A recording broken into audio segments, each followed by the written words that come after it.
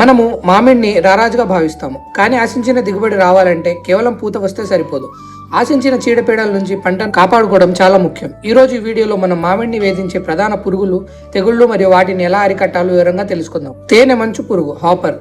ఇది మామిడిలో అతి ప్రమాదకరమైన పురుగు. ఇది పూత, చిగుళ్ళ నుంచి రసాన్ని పీల్చడం వల్ల పూత ఎండిపోయి రాలిపోతుంది. దీని నివారణకి ఇమిడాక్లోరోపిడ్ లేదా థయామిథాక్సిమ్ నీటిలో కలిపి పూత దశలో పిచికారీ చేయాలి. కాండం తొలిచే పురుగు స్టెంబోరర్.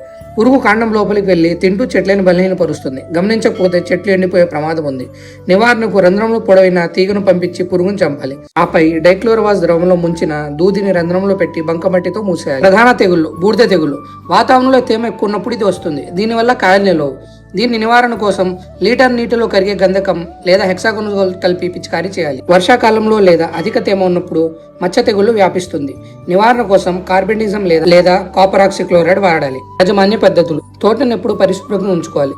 గాలి వెలుతురు బాగా తగిలేటట్టు ఎండిన కొమ్మల్ని కత్తిరించాలి. మిత్ర పురుగులను సంరక్షించుకోవాలి. పక్షి కొమ్మలను ఏర్పాటు చేయడం వల్ల పురుగుల ఉద్రిక్తత తగ్గుతుంది. చూసారుగా, సరైన సమయంలో గుర్తించి సరైన మందులు వాడితే మామిడిలో అద్భుతమైన దిగుబడులు సాధించవచ్చు. వీడియో నచ్చినట్లయితే ఛానల్ సబ్స్క్రైబ్ చేయండి. మీ తోటి రైతులకి వీడియోని షేర్ చేయండి. మీ రోజువారీ సమయంలో 2 నుంచి 3 నిమిషాలు నా కోసం కేటాయిస్తే ప్రతిరోజు ఒక కొత్త విషయంతో ముందుకు వస్తాను. ధన్యవాదములు.